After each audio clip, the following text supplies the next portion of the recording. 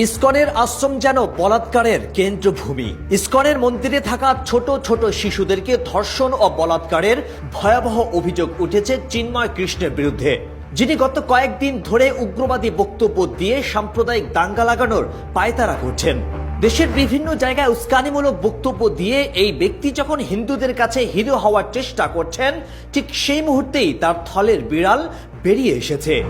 MB টাইমসের অনুসন্ধানে এমন বেশ কিছু শিশুর বক্তব্য পাওয়া গেছে যারা চট্টগ্রামের ইসকন মন্দিরের আশ্রমে সাধনা করত। সেখানকার অনেক শিশুই এই ভণ্ড সন্ন্যাসীর হাতে ধর্ষিত হয়েছে। চিন্ময় কৃষ্ণ ওরফে চন্দন ধর ছিল চট্টগ্রাম ইসকন মন্দিরের প্রধান বা অধ্যক্ষ। সেই সুযোগে রাতের বেলা আশ্রমের আবাসিক রুমে গিয়ে বাচ্চাদের ডেকে নিয়ে ধর্ষণ করার চেষ্টা করত।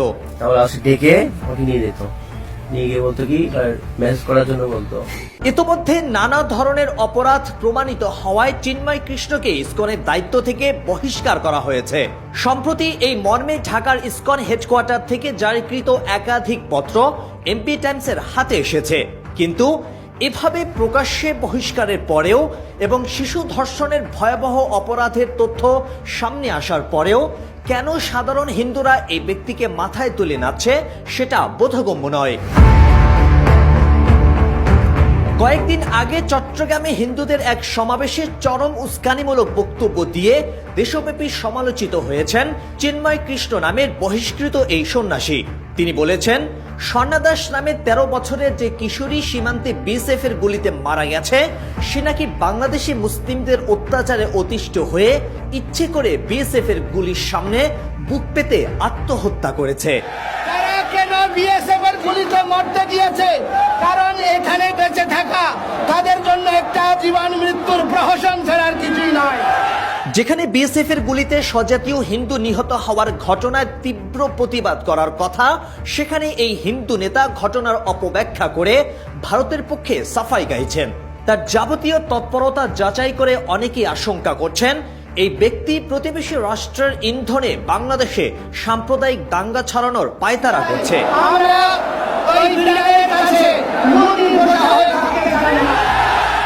ধর্ম উপদেষ্টা বলেছিলেন, প্রয়োজনে মাদ্রাসার ছেলেরা মন্দির পাহারা দেবে, অথচ সে এটাকে শেয়ালের কাছে মুরগি বর্গা দেওয়ার সাথে তুলনা করেছে। কিন্তু কোন মাদ্রাসার ছাত্র কবে কোন মন্দিরে হামলা করেছে তার একটা প্রমাণও সে দেখাতে পারেনি। উপরন্তু ফরিদপুরে প্রতিমা ভাঙচুরের ঘটনায় গতকাল রঞ্জিত বিশ্বাস নামে ভারতীয় এক হিন্দুকে পুলিশ গ্রেফতার করেছে। অর্থাৎ ভারত থেকে হিন্দু এনে মন্দির ভেঙে সেটার দায় চাপানো হচ্ছে মুসলিমদের ওপর। এগুলোর পেছনে এদের অন্যতম উদ্দেশ্য হচ্ছে সাম্প্রদায়িক দাঙ্গা লাগিয়ে শেখ হাসিনাকে ক্ষমতায় ফিরিয়ে আনার রাস্তা সুগম করা। চিন্ময় কৃষ্ণের মতো উগ্রবাদী ভণ্ড সন্ন্যাসী যারা মন্দিরে আশ্রয় নেওয়া ছোট ছোট শিশুদের ধর্ষণ করে বেড়ায়, এমন সমকামী শিশুকামী ধর্ষকদের কথায় যদি বাংলাদেশের সাধারণ হিন্দুরা উঠবস করে, তাহলে এদেশের হিন্দুদের ভবিষ্যৎ অন্ধকার।